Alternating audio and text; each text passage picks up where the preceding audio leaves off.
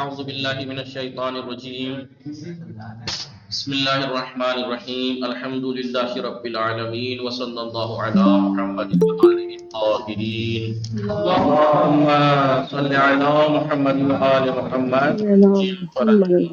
السلام علیکم ورحمۃ اللہ وبرکاتہ. وعلیکم السلام ورحمۃ اللہ. خیریت سے آپ سب لوگ ٹھیک ہیں؟ جی ٹھیک الحمدللہ. شما چطور؟ ٹھیک ہے آپ سب لوگ. ہاں ہماری گفتگو چل رہی تھی کتاب قرآنی قصے تفسیر موضوعی میں حضرت نوح کی. حضرت جی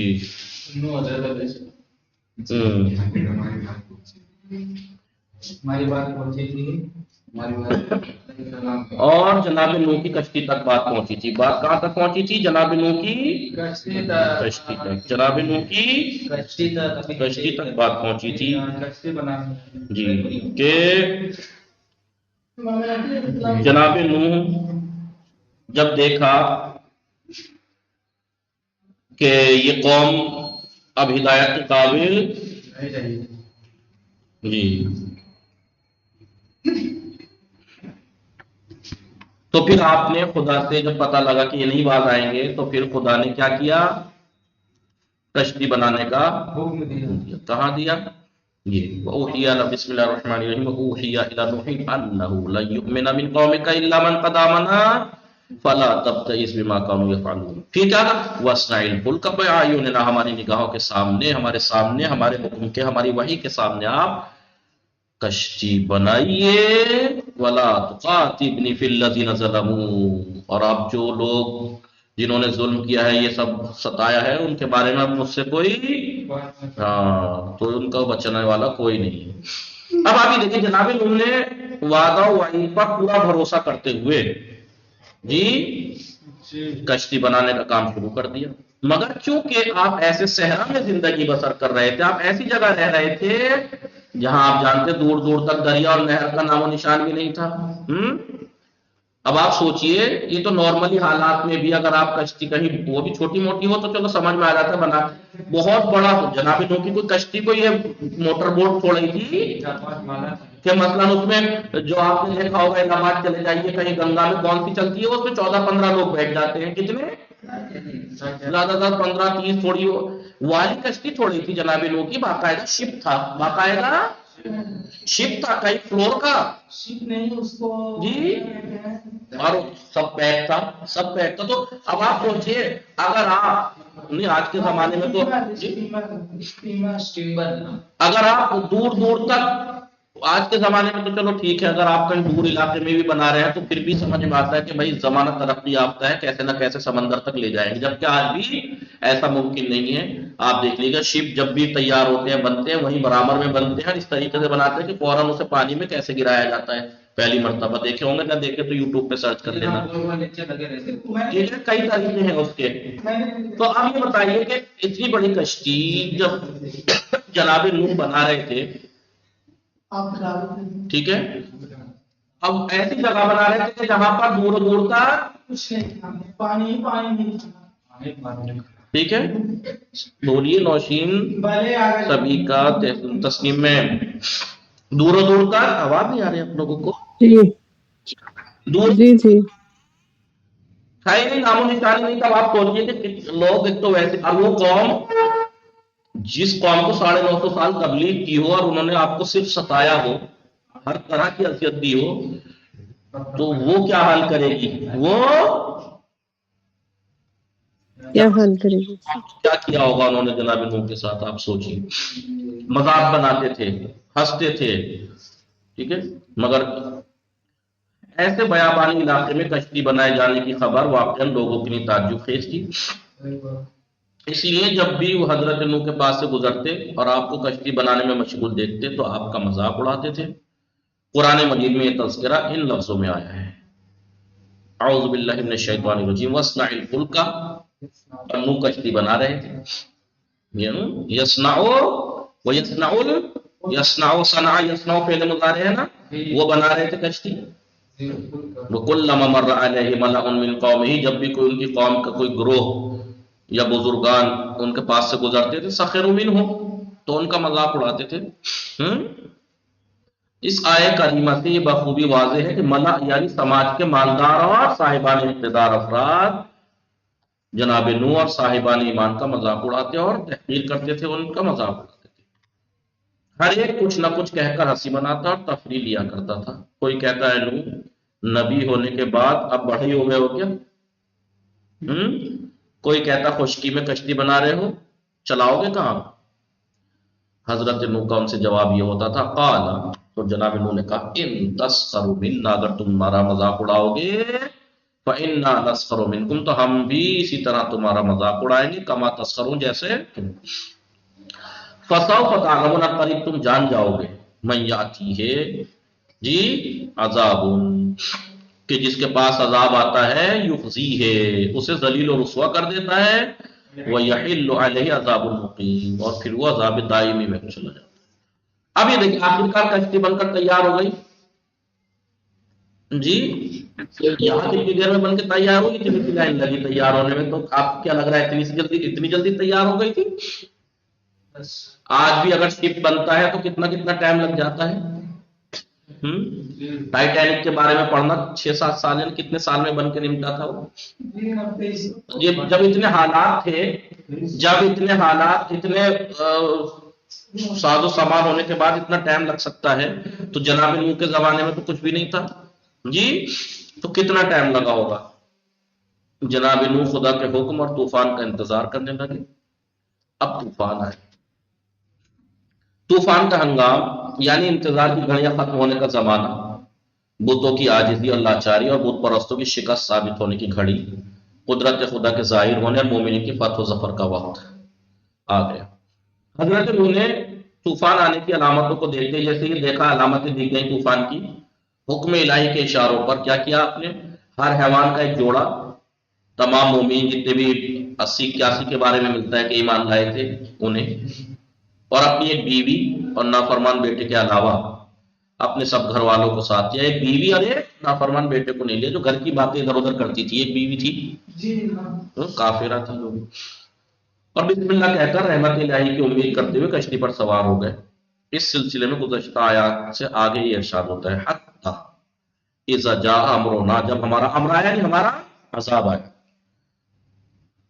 وفارت تنور، سب سے پہلے تنور سے پانی ابلا تھا نا، اور تنور سے پانی ابلنے لگا، قلنا، تو ہم نے کہا کہ نوح احمل فیہا من کل زوج اثنین، ہر ایک سے ایک جوڑا اس میں سوار کر لو، ہر ایک میں سے، ہر جوڑے میں سے 2 کو لے لو، وَأَهْلَكَ، اور اپنے اہل و عیال کو لے لو، إِلَّا مَنْ سَبَقَ عَلَيْهِ الْقَوْلُ، مگر ان کو چھوڑ کر جی، ہلاکت کا فیصلہ جن کے لیے ہو چکا ہے ان کو چھوڑ کر، وَمَنْ آمَنَ، اور کسی لے لو اپنے ساتھ سوار کر لو، وہ لوگ جو ایمان لائے، وَمَا آمَنَ مَعَهُ إِلَّا، مگر یہ کہ ان کے ساتھ ایمانی کتنے لوگ آئے تھے؟ تھوڑے سے لائے تھے، قلیل کا آیا خدا نے مختصر، یعنی روایت تاریخ سے پتہ لگتا ہے جیسے اوپر بتایا تھا 80-81 لوگ شاید لائے تھے۔ وقال ارکبوا فیہا، کہا کہ سوار ہو جاؤ بسم اللہ، اللہ کے نام سے، ٹھیک ہے، مجراہا و مرساہا، ٹھیک ہے، اس کا بہاؤ بھی اور ٹھہراؤ بھی، اور بے شک ان ربی لغفور، معاف کر دینے والا رحیم۔ اب ابھی دیکھیں کشتی پر سوار ہوتے ہی آخر وہ موقع آ ہی گیا، کیا کہا؟ یہاں تک کہ جب ہمارا حکم آ گیا، یعنی قطعی فیصلہ یعنی عذاب، اور تنور سے پانی ابلنے لگا، تو ہم نے کہا کہ نوح اپنے ساتھ یعنی کشتی میں ہر جوڑے میں سے 2 کو لے لو، اور اپنے اہل و عیال کو بھی لے لو، علاوہ ان کے کہ جن کے بارے میں ہلاکت کا فیصلہ ہو چکا ہے، اور صاحبان ایمان کو بھی لے لو، اور ان کے ساتھ ایمان لانے والے بہت کم ہی تھے۔ نوح نے کہا کہ اب تم سب کشتی میں سوار ہو جاؤ، ہاں جناب نوح نے کہا، وقال، نوح نے کہا ارکبوا فیہا، سوار ہو جاؤ خدا کے نام کے سہارے، اس کا بہاؤ بھی ہے اور ٹھہراؤ بھی ہے، اور بے شک میرا پروردگار بڑا بخشنے والا۔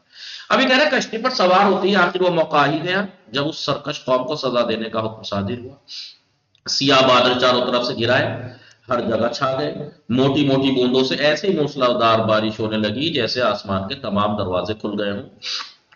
دوسری طرف خالی ہے نہیں کہ آسمان سے برس رہا تھا، زمین سے بھی ابل رہا تھا، دوسری طرف زمین کے ہر حصے سے جوش مارتے ہوئے چشمے ابل پڑے، دیکھتے ہی دیکھتے پوری زمین جل تھل ہو گئی، پانی پہاڑوں جیسی موجیں مارنے لگا، اور کشتی سے رہ جانے والوں کے بچنے کی تمام امیدیں ختم ہو گئی جو کشتی میں نہیں تھے، جیسا کہ ارشاد ہوتا ہے اعوذ باللہ من الشیطان الرجیم وَهِيَ تَجْرِي بِهِمْ فِي مَوْجٍ كَالْجِبَالِ، اور وہ پانی ان کی طرف چل ایسی موج کی طرح چلا جیسے پہاڑ، وَنَادَى نُوحٌ ابْنَهُ، اور جناب نوح نے اپنے بیٹے کو آواز دی، وَكَانَ فِي مَعْزِلٍ، ٹھیک ہے، یا بنی ارکب معنا ہے میرے بیٹے سوار ہو جا ہمارے ساتھ، ولا تکن مع الکافرین، کافروں کے ساتھ مت رہے، قال سآوی، تو ان کے بیٹے نے کہا سآوی، میں پناہ لے لوں گا الی جبل، پہاڑ پہ جگہ لے لوں گا، جی یعصمنی من الماء، میں پہاڑ کے اوپر چل جاؤں گا، اتنا تھوڑی پانی آ جائے گا وہ مجھے پانی سے بچا لے گا، قال تو جناب نے کہا لا عاصم اليوم من امر اللہ،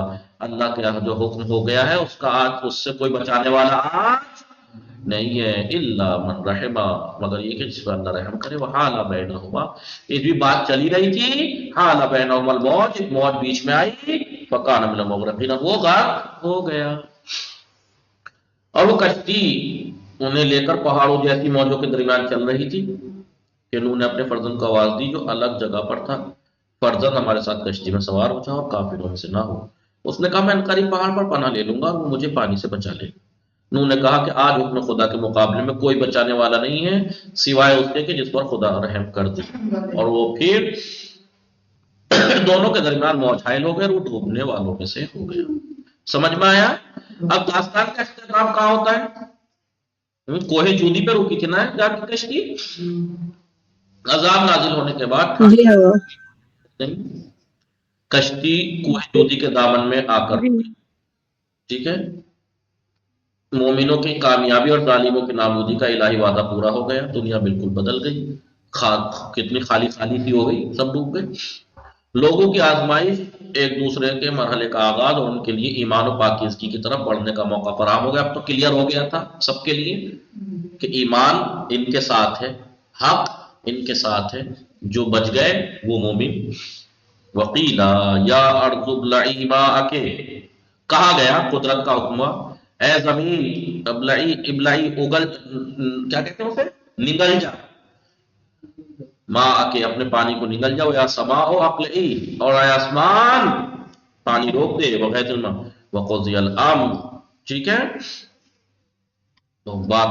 پوری، امر کو حکم پورا کیا گیا، واستوت علی الجودی، اور کشتی جودی پر ٹھہر گئی، پہاڑ میں، وقیلا کہا گیا بعدا للقوم الظالمین، آواز آئی قوم ظالم قوم کے لیے ہلاکت ہے، قیلا کہا گیا یا نوح اہبط بسلام، اے نوح اب اتر جاؤ سلامتی کے ساتھ، منا ہماری سلامتی کے ساتھ،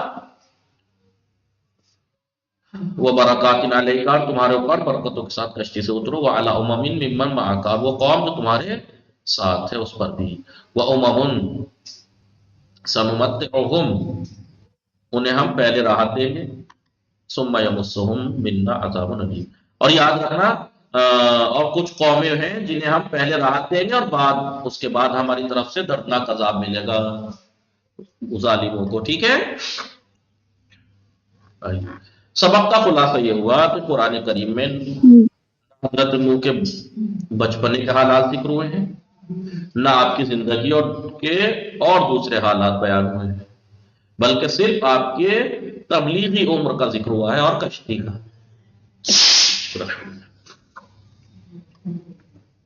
کیوں؟ وجہ بتائی تھی کیوں؟ بہت سے نبیوں کا تو بچپن سے، جناب عیسیٰ وغیرہ کا، جناب موسیٰ کا بچپن سے، کہا کہ قرآن کی اپنی ایک روش ہے نا کہ قرآن وہی چیزیں ذکر کرتا ہے جو اس کے مقصد کے تحت ہوں، قرآن کا مقصد اصل میں پیغام رسانی ہے، تو جس زندگی میں کوئی پیغامات ہیں وہی ذکر کرتا ہے، وہی حصہ، باقی کو نہیں۔ اب جناب نوح کے بچپن سے زندگی سے کوئی ریلیشن نہیں تھا ایسا کچھ، اس لیے ان کا بیان نہیں ہوا۔ دوسرا نقطہ یہ ہے کہ حق کی دعوت، قوم کے ایمان لانے سے نا امیدی، جناب نوح حق کی دعوت دیتے رہے، پھر قوم جو تھی اس سے ایمان لانے سے آپ نا امید ہو گئے، پھر کشتی بنانا، مومن اور حیوانات کے جوڑوں کا کشتی پر سوار کرنا، तूफान आना, मुशरिकों का गर्क हो जाना, हजरत नूह के दौरे तबलीग के ये मुख्तलिफ अहम हालात हैं। क्या हालात है आपके दौरे तबलीग के अहम हालात? आपका जिन रात, ये लफ्ज यही आया ना, जिन रात, अपनी कौम को पूरे जज्बे के साथ हक की दावत देना, उसमें जहमतें उठाना, सब्र से काम लेना, इसलिए इस तरीके से कि आपका नाम ही नूह पड़ गया, नोहा पढ़ने वाला, क्योंकि आप पे इतना जुल्म सितम होता था, आप को पत्थरों के नीचे तक दब जाते थे, इतने पत्थर बरसाए जाते थे। फिर जब देखा 950 साल तबलीग करने के बावजूद भी कौम नहीं बाज आई, तो नाउम्मीद हो गए। नाउम्मीद हुए तो खुदा से दुआ की, फिर हुक्म कश्ती बनाओ, मोमिनीन को और हैवानात के जोड़ों को कश्ती पर सवार करने का हुक्म खुदा की तरफ से, फिर तूफान आना, मुशरिकों का गर्क हो जाना। ये है जनाब नूह के दौरे तबलीग, जो उनकी उम्र थी उसके अहम हालात। सवाल यह कि हजरत नूह के हालात जिंदगी और हजरत इब्राहिम, मूसा और ईसा अलैहिस्सलाम के हालात जिंदगी में क्या फर्क है? ये फर्क है कि हजरत इब्राहिम, मूसा, ईसा अलैहिस्सलाम की जिंदगी जो है वो बचपन से वहां जिक्र हुई है कुरान मजीद में, लेकिन जनाब नूह के हालात जिंदगी सिर्फ तबलीगी जिक्र हुए हैं। वजह हुई, हजरत नूह अलैहिस्सलाम अपनी कौम की वहदानियत की दावत किस तरह देते थे? दिन रात मेहनत से, ठीक है, वहदानियत की दावत देते थे।